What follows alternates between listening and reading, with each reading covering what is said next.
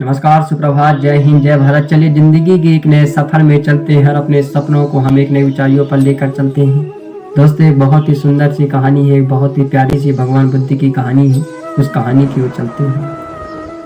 दोस्तों, एक बार भगवान बुद्ध के आगमन की बात वैशाली नगर में जो होता है चारों ओर फैल गई और गांव के लोगों को पता चल गया कि आज हमारे गांव में भगवान बुद्ध का आगमन हो रहा है।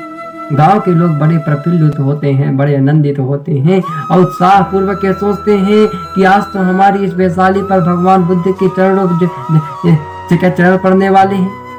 इससे हमारी धरती जो होता पवित्र हो जाएगी, हमारी भूमि पवित्र हो जाएगी और हमारा जो होता कल्याण हो जाएगा।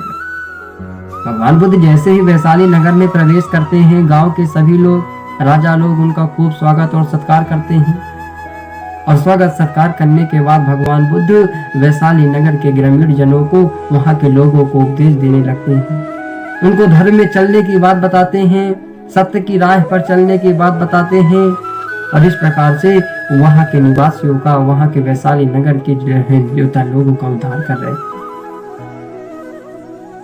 भगवान बुद्ध की इस चर्चा और धर्ममय जो होता है वाणी आम्रपाली के कानों तक पहुंच गई। आम्रपाली वैशाली नगर की जो होता राजवधू थी और उसके जैसी सुंदर स्त्री जो होता है पूरे गांव में नहीं थी। आम्रपाली के जैसे जो होता है सुंदर स्त्री पूरे जो होता है वैशाली नगर में नहीं थी। आम्रपाली का भी जो होता बड़ा मन कर रहा था कि मैं भगवान बुद्ध के चरणों में जाऊं, उनका जो होता आशीष पाऊं और उनसे जो होता आशीर्वाद प्राप्त करके अपने जीवन को जो होता है सफल बना लूं। उसके मन में बहुत जो होता तीव्र इच्छा थी भगवान बुद्ध से मिलने की।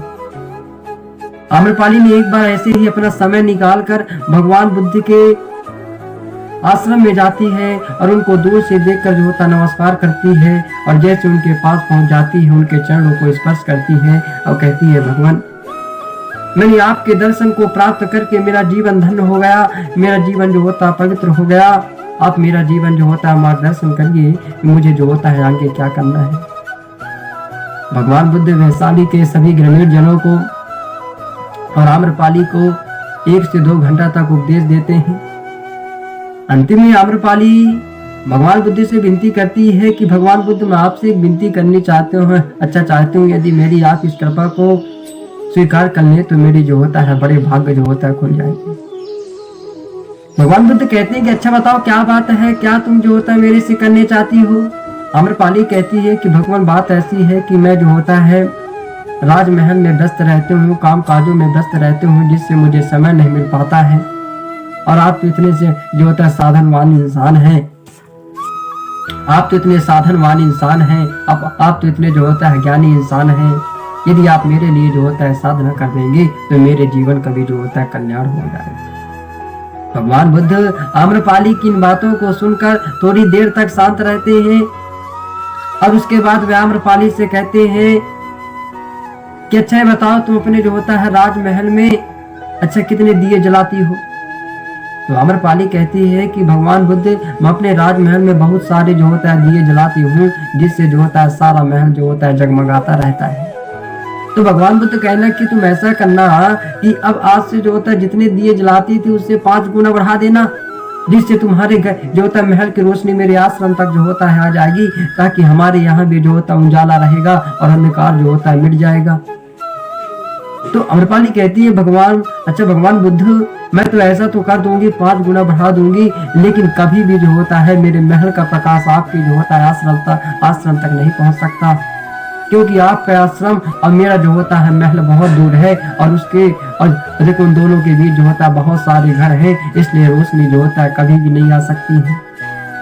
तो भगवान बुद्ध कहते हैं कि एक बार और विचार कर लो, हो सकता है दीपों की जो होता है संख्या बढ़ा दोगे तो अच्छा प्रकाश आ जाएगा। आम्रपाली पुनः कहती है कि भगवान बुद्ध, यदि मैंने 10 गुना भी कर दिया तब भी प्रकाश जो होता है आपके आश्रम तक जो होता है नहीं पहुंच पाएगा। अपने आश्रम को प्रकाश में बनाने के लिए आपको स्वयं ही अपने जो होता है आश्रम में जो होता है दीपक जलाने पड़ेंगे, तभी जो होता है यहाँ पर प्रकाश आ पाएगा। तो भगवान बुद्ध कहते हैं, मैं भी तो तुम्हें यही कहना चाहता हूँ कि मैं यदि जो होता है स्वयं में साधना करूंगा, स्वयं में जो होता है आध्यात्मिक रहूंगा, तो जीवन का कल्याण जो होता है मेरे लिए होगा, जीवन का कल्याण जो होता है मेरा होगा, किसी जो होता है दूसरे का कल्याण नहीं होगा। यदि तुम अपने घर में दीपक जला रही हो तो तुम्हारे घर में प्रकाश रहेगा, मेरे घर में नहीं। यदि मैं अपने घर में दीपक जला रहा हूं तो मेरे घर में प्रकाश होगा, तुम्हारे घर में नहीं।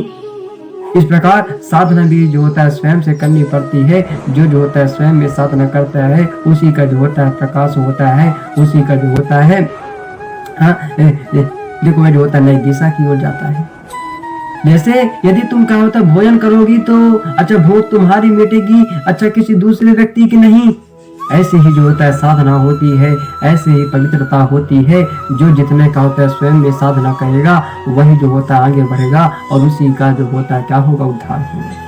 साधना हम किसी दूसरे व्यक्ति के लिए जो होता है नहीं कर सकते, स्वयं में साधना करनी पड़ेगी। ऐसा भगवान बुद्ध आम्रपाली से कहते हैं।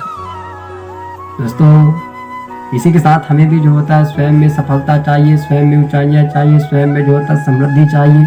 तो इसके लिए हमें जो होता है स्वयं ही प्रयास करना होगा, किसी दूसरे व्यक्ति से आशा हम नहीं लगा सकते। इसी के साथ जय हिंद जय भारत। मैं मिलूंगा एक अगली सी छोटी सी वीडियो। नमस्कार।